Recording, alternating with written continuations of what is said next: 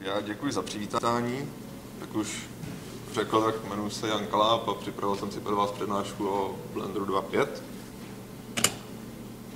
Tak, možná pro ty z vás, kteří neví, co to Blender je, tak Blender je kompletní sada nástrojů pro tvorbu 3D grafiky od základního modelování přes texturování těch modelů, animaci, jejich renderování, postprodukci, takže nějakou barevnou úpravu nebo třeba smíchání několika scén do sebe, střih těch animací, dodání zvuku a výsledný export videa pomocí FFmpegu třeba já nevím, do H264.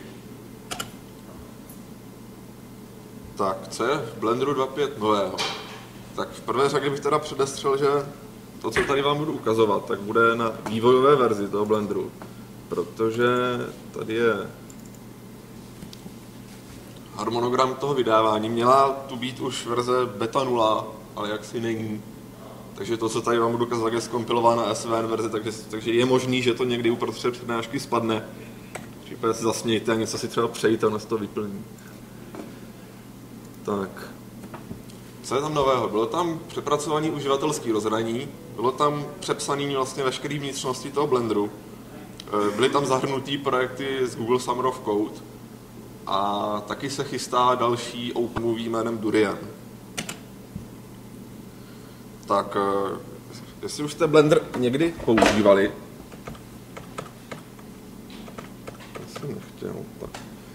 tak víte, že to jeho uživatelský rozhraní je postavený na OpenGL. Je to z toho důvodu, aby se ten Blender snadněji portoval na jiné operační systémy, protože OpenGL prostě funguje skoro všude, dokonce jsem to viděl portované i na Windows Mobile a jiné mobilní platformy. Dalším takovým zvykem je, že to uživatelské rozhraní je dlaždicové, to znamená, že si můžete ty jednotlivé plochy půlit a spojovat, jak chcete. V každé té dlaždici může být nějaké jiné okno. Tak. Dalším takovým zvykem je, aby tam bylo co nejméně modálních dialogů. Měli se do toho uživatele co možná nejméně ptalo na zadávání nějakých parametrů a podobných věcí, když to není nutný. Takže když chci přidat třeba krychly nebo něco takového, tak prostě dám, že vložit kouli. Teď se mi teda na pár parametrů zeptá, ale už se prostě neptá na věci, jako je rozměr a podobné věci, protože to už se dá udělat dalšíma nástrojema. Tak. To byly základní vlastnosti toho Blenderu. A co je teďka v té 2.5 nového? Když jste si ve staré 2.4 udělali nějakou animaci, tak, smažu, přidám klíčový snímek, posunu se někam dál, přidám další klíčový snímek a pustím animaci. Tak v tomhle stavu s tím Blenderem já nemůžu vůbec nic dělat. A můžu maximálně natočit ten pohled. Oproti tomu, když si udělám animaci v Blenderu 2.5,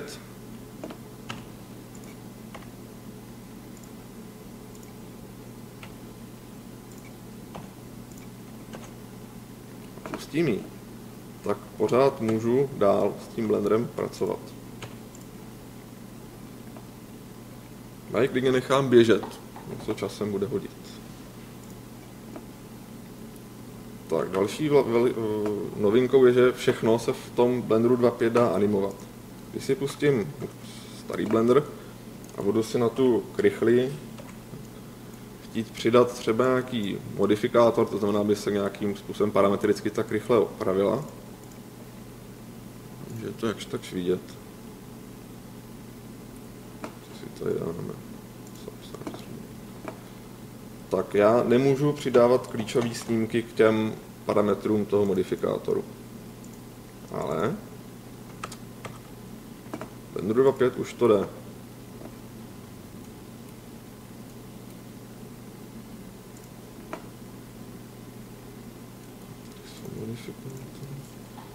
Můžete taky vidět, že i to uživatelské prostředí bylo celý přepracovaný.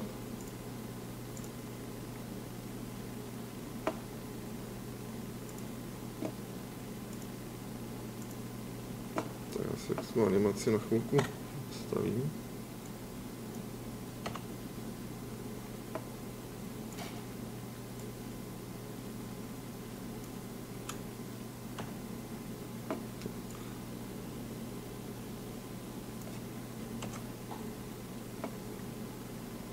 a máte animovaný modifikátor. V podstatě všechny posuvníky, které tady jsou, tak by měly tímhle způsobem jít animovat. Je to daný tím, že ty vnitřnosti toho Blenderu byly optimalizovaný a zobecněný, takže všechny ty prvky mají nějaký jednotný API, kterým umožňuje přidávat ty klíčové snímky. Tak, dále se už v tom Blenderu 2.5 dají nastavit klávesové zkratky, zatímco v tom starém Blenderu to nešlo, tam byly pevně zadrátované v tom kódu, tak tady už se dají nastavit. Standardně jsou tam některé jiné, třeba v té 2.4 se F1 otvíral soubor, tady už to F1 nejde, ale se to přes Ctrl-O, ono pro nové uživatele to může být jako jednodušší, je ve většině aplikací se Ctrl-O otevírají nové soubory. Tak, další jakou změnou je to samotné uživatelské rozhraní. Zatímco když se podíváte na novou scénu ve starém Blenderu, tak to na první pohled ani nevypadá jako 3D editor. Je to prostě ploché, je tu nějaký čtverec, něco, co by se dalo nazvat s kamerou a nějaké světlo, ale není prostě, na první pohled by člověk neřekl, když to uvidí, že se v tom dá dělat 3D grafika. Navíc tady nikde prostě nevidí žádnou možnost, jak snadno přidat nějaký nový prvek, nebo jak tu scénu vyrenderovat. Proti tomu, když si udělám novou scénu v Blenderu 2.5, tak je na první pohled zřejmý, že je to prostě editor 3D grafiky. Hnedka tady je tlačítko pro renderování toho obrazu. Tady dole je časová osa, takže je na první pohled zřejmé, že se v tom Blenderu dá animovat. Takové základní transformace jako rotace a přesuny jsou tady hnedka pod tlačítkem, takže uživatel, který ty klávesové zkratky nezná, tak může i pomocí těch tlačítek si naše, je to vlastně takové zjednodušení. Ale ty staré věci tam většinou pořád fungují.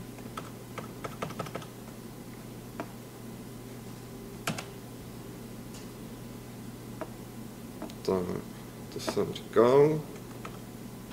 Lepší vizuální za takové drobnosti, jakože když si třeba dáte rotaci toho objektu, tak na tom kurzoru je šipka, která říká, že ta rotace proběhne, nebo když tam dáte změnu velikosti, zase je tam nějaká naznačená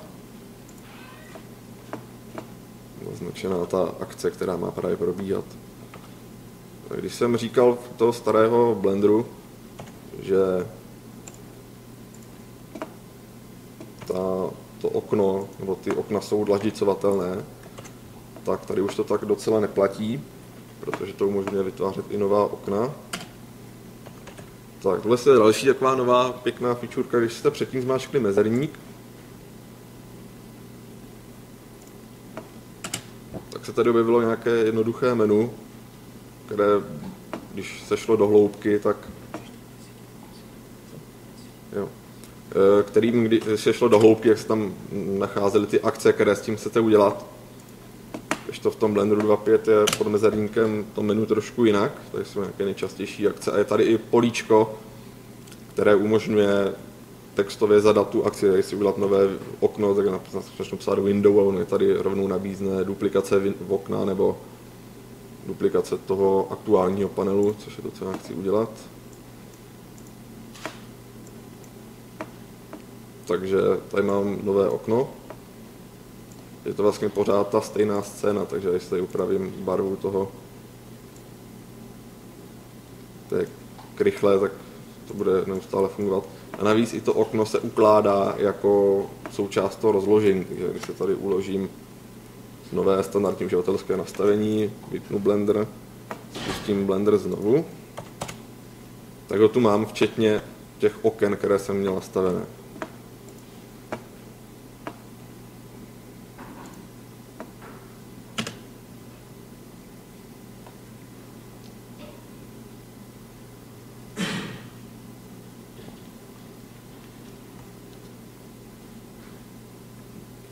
Tak mezi nové funkce patří tzv. Operátory, což je název pro to zjednodušené API, protože vím, že když jsem se bavil s kamarádem, jsme seděli někde u piva o tom, že se snažil nějakým způsobem hackovat ten Blender, tak mi právě říkal, že některé funkce, jako třeba malování v 2D editoru, je tam asi, že jsou na to prostě asi 3 funkce, které dělají ve výsledku to samé, ale jsou napsané jinak. Že ten kód v té 2.4 byl takový hodně neudržovaný. Tady už je to právě zjednodušené na ty operátory, protože když si tady zavolám přesun, ať už pomocí myši, nebo pomocí tady ikonky, nebo i pomocí toho textového menu, kde bude, no, tak jsem to nějak nenašel, ale už je tam někde je, tak to zavolá ten operátor a tady je pak možnost i ten operátor jak ten parametricky zadat, takže když si to rychle chci posunout nějaké jiné souřadnice v té scéně, tak to tady můžu relativně snadno udělat.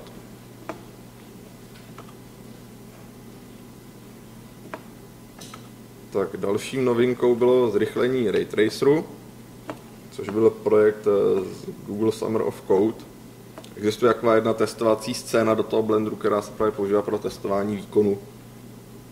A oproti tomu starému Blenderu se to opravdu renderovalo asi v polovičním čase, což je docela jako neuvěřitelný. Ale není to úplně obecný, protože někomu se pak povedlo udělat scénu, kde ten poměr byl přesně naopak, že v tom starém Blenderu to běželo podstatně rychleji. Navíc tady přibyla i záložka pro nastavení té akcelerace toho renderingu pomocí různých způsobů dělení těch scén. No, docela nerozumím, takže auto mi většinou stačí, ale dá se tady s tím pohrát. Tak další pěknou novinkou je simulace kouře. To uložím to bez toho. Tomu tady těm simulacím tady přibyla celá nová záložka, kde se tady dá přidávat kouř, softbody objekty, oblečení a podobně. Vám můžu vlastně rovnou i ukázat. Tak tohle z toho bude fungovat jako kolize. Tady si dám nějakou plochu. Tady si posunu nahoru. Moc. Zvětším si. Tak zaustím tu síť. To bude stačit. A řeknu tomu, že to má být plátno. Proč mě tak poskočilo. To bude asi tím, že je ta verze prostě testovací.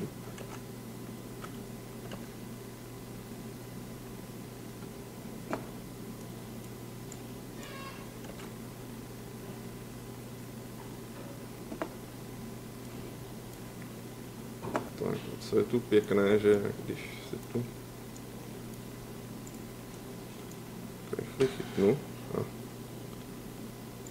tak to nějak nefunguje úplně tak, jak bych chtěl, ale kdyby tam nejela ta animace, tak rychle se dá chytnout a ta animace té tkaniny vlastně bude reagovat na to, jak se s tou krychlí pohybuje. To je zase daný tím, že ty animace prostě neblokují to, co se v té scéně děje. Tak, ale zpátky k tomu kouři. Tak. Nebude to dělat kolize. Kouř. Tak, funguje to dost podobně jako simulace kapalin. Vytvoří se tu nějaká doména, což je objekt, prostor, ve kterém ta simulace bude probíhat. Já si trošku zvětším. Do ní se přidá nějaký generátor částic.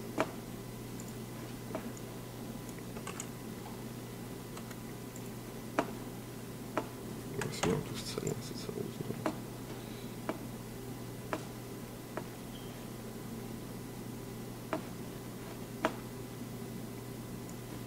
Jo, to jsem taky ještě zapomněl zmínit. Zatímco v tom starém Blenderu se ty okna půlila, spojovala tím, jestli člověk kliknul pravým tlačítkem myši na ten přechod, tak to už tady taky nefunguje. A je to zase udělané trošku blíž začínajícím uživatelům. Ty okna mají v rohu takové šikmé čárky, za které se myší chytí a táhne se nějakým směrem, třeba svisle dolů, tak se to okno rozpůlí podle toho směru, v jakým je s ním taženo. A naopak, když chcete ty okna spojit, tak to chytnete a táhnete směrem do toho okna, které spojit chcete. Tak já jsem se udělal ty klíčové snímky, kterých se teď ale chci zbavit. Tak, by se to nemělo hýbat.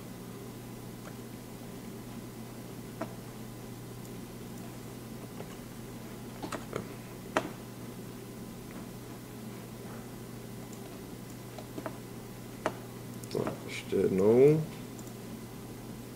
Kouř, doména, zvětšit, přidat nějaký generátor částic.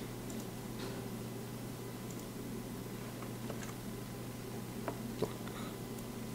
No já nechci, aby ty částice padaly dolů, takže jim nastavím žádnou fyzikální simulaci, ale měl prostě stát tam, kde mají, kde byly vytvořené, což je to, co jsem chtěl. Tak, teď se vrátím zpátky k těm fyzikálním simulacím. Dám si tady, že chci kouř, že chci, aby tohle byl přísun toho kouře. Vyberu částicový systém, z kterého to chci vybrat. Taky nová pěkná věc, předtím bych to tady musel vždycky ručně zadávat, ale on teď ví, že tady má očekávat nějaký částicový systém. A tak hnedka po kliknutí tady nabídne ty, které tam existují. Tak, jakmile ta animace doběhne do konce a pustí se znovu, tak by se tam měl začít kouřit. A nebo taky ne. Krucích.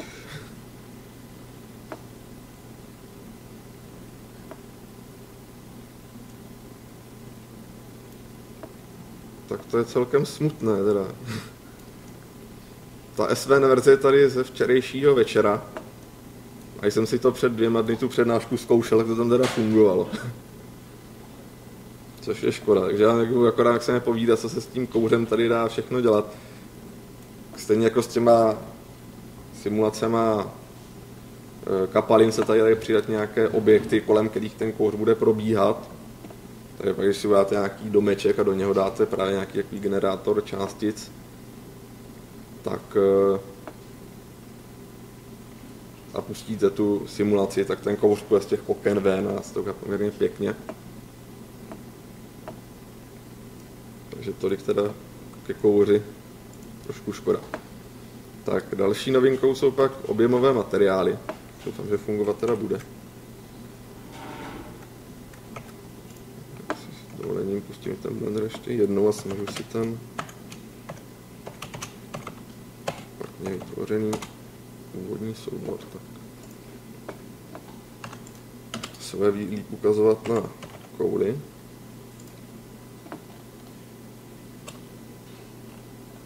Tak, otevřu si panel s materiály. Jdu ten standardní a řeknu, že má být představovat objem a ten náhled už se změní tak jako trošku podivně. Jo, zatímco předtím vlastně se dali určovat jenom materiály toho povrchu a to, co bylo vevnitř v tom objektu, dost dobře nešlo, nebo ten blender to ignoroval, tak už se dá říct, co v tom jako uvnitř toho objektu má být, takže se tím dá celkem pěkně dělat mlha a podobné věci. Funguje to vlastně na principu voxelů, které byly do toho Blenderu 2.5 přidány. Myslím, že i ten kouř se pak ve výsledku renderuje právě pomocí těch voxelů. Tak, když bych si to renderoval, tak tady mám takovou nějakou divnou kouli a samozřejmě, že se dá ten objem nějakým způsobem ovlivňovat pomocí textur. Já jsem přijel nějaký třeba cloud. Trošku kontrastnější. Trošku takový jako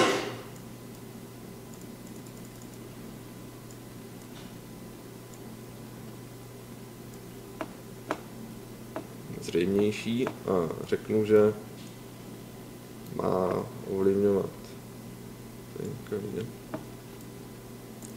hustotu toho kouře. A takhle zpátky do toho materiálu.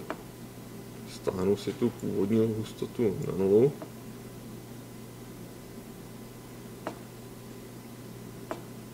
Tak už by mělo po vyrenderování být vidět. Mám nastavené pozadí. Že to vidět není.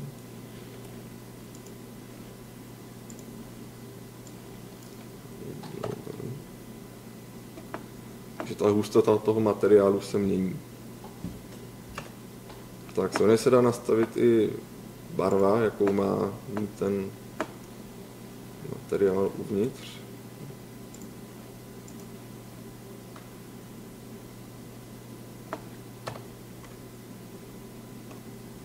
Je úplně by mohlo být.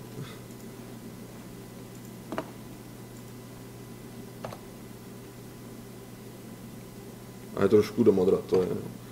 Tak tím se pak dají docela pěkně a snadno dělat nějaké oblohy a podobné právě věci, které mají nějaký objem jako mraky a tím podobné. Tak. Kromě toho byly navíc zase přepsány částice, které jsou opět trošku komplexnější a použitelnější. Což vám tady ukážu na simulaci vlasů.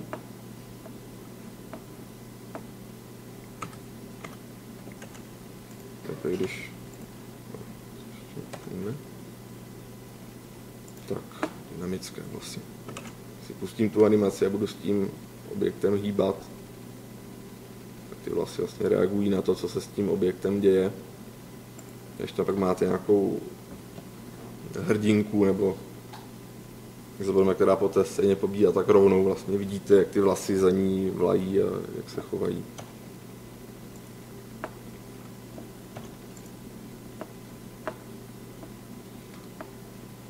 Tak.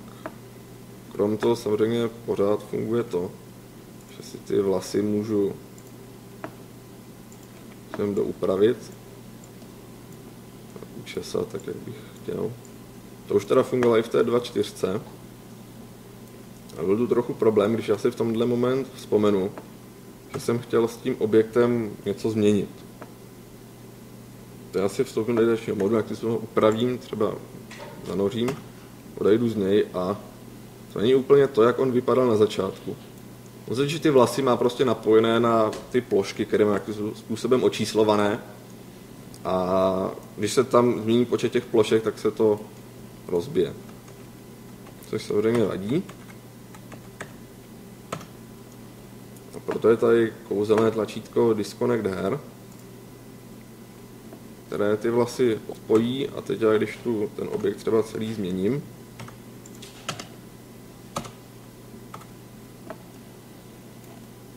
tak mi zjeví, že ty vlasy jsou pořád jakoby napojené na tu krychli. A já kliknu Connect Hair. Hej.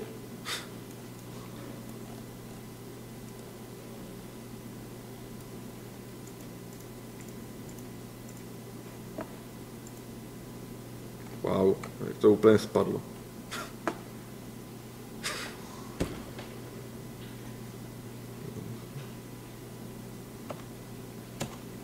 Zase před 3 dny to fungovalo, no.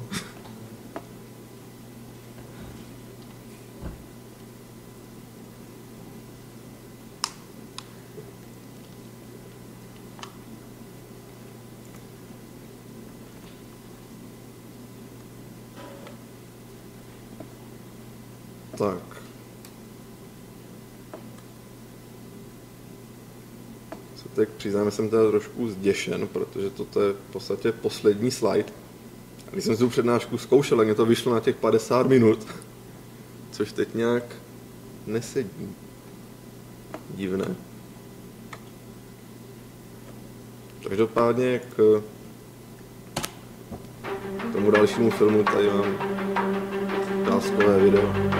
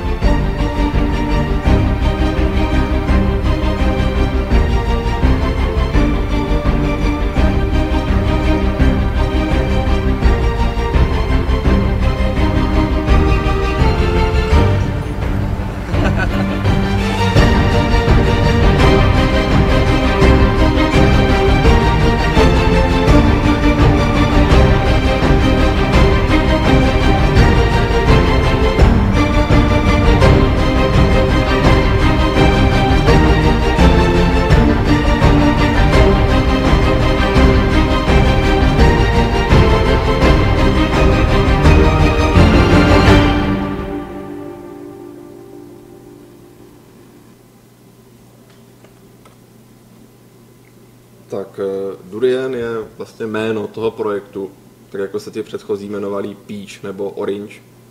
Ten samotný film se jmenuje Sintel, což je jméno i té hlavní hrdinky.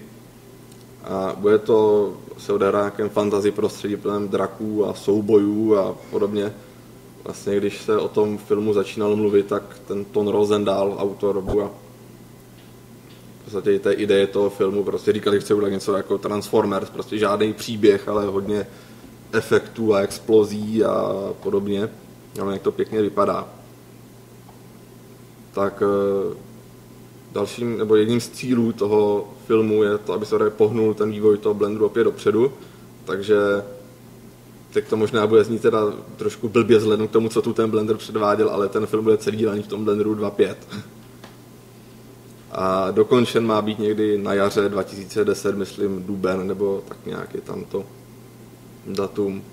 Více se můžete dozvědět na adrese durian.blender.org. Tak, je teda opravdu trošku blbé, že ten blender se úplně nechoval tak, jak bych chtěl. Ale jestli někdo máte nějaké otázky, tak se klidně ptejte.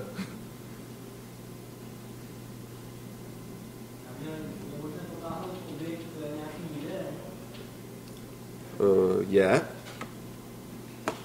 Já doufám, že se mi to podaří. Ale v nastavení toho dá se tam přidat textura jako video. Je přímo image or movie. Takže já si můžu přidat image, nějaký si otevřu. Kde to nějaký najdeme.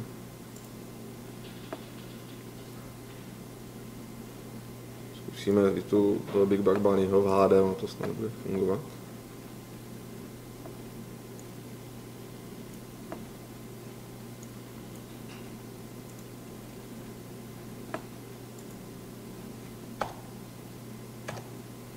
Tak tam ještě není.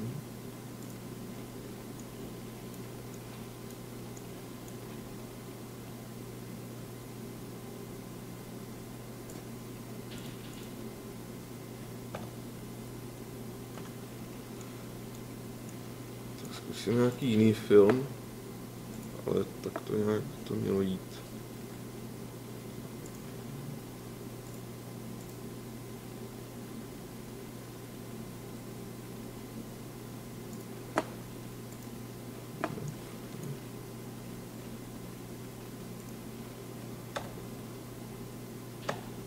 Takže asi to jde, ale ještě to zase nefunguje.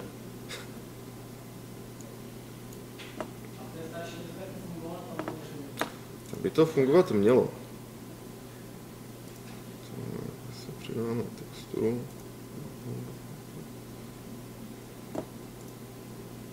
Tak, textura, typ obrázek.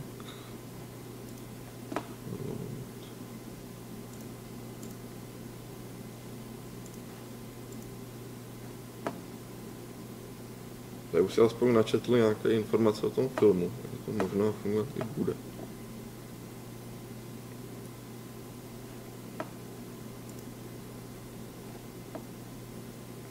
Možná bude i problém v tom, že ten film asi začíná černou obrazovkou, takže ono to možná fungovalo. Ale z toho důvodu to nějak nebylo vidět.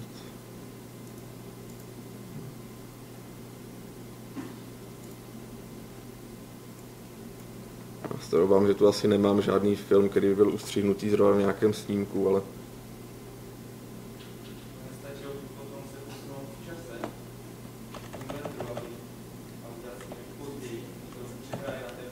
Teoreticky, jo.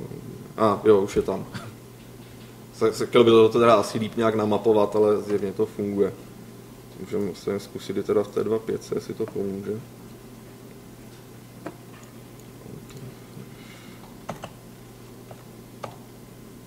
Jo, taky to tady funguje. Takže ano, film se dá nanést jako textura.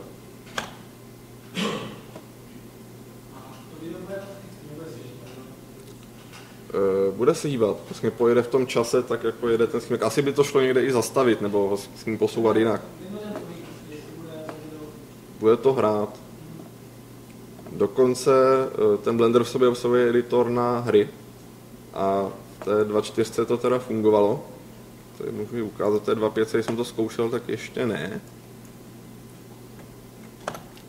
Ale tady někde bych měl mít.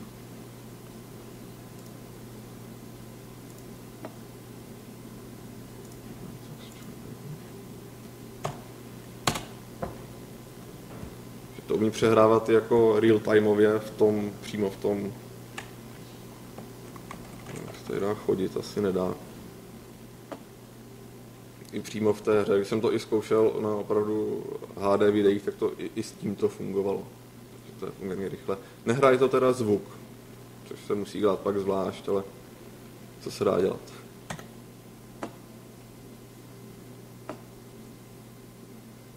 Jaké další otázky?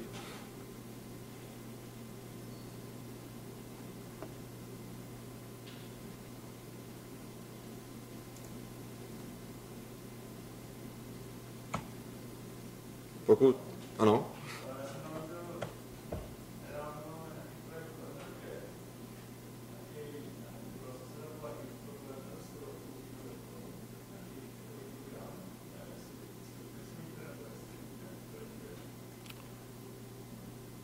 Na kedy v Blenderu se mě někdo ptá na každém Linux altu a odpověď jako univerzální, že ten Blender se vlastně ani nesnaží být nějakým nástrojem na kedy, takže jedině asi jako nějaká sada pluginů.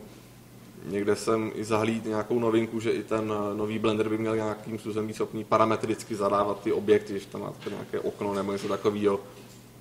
Takže by tam s tím jako nějak mělo jít hýbat, ale není to úplně oblast mého zájmu, takže nevím úplně přesně, v jakém stavu to je.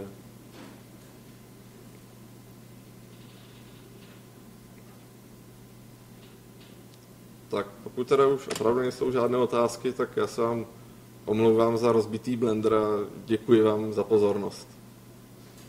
Ještě bych vás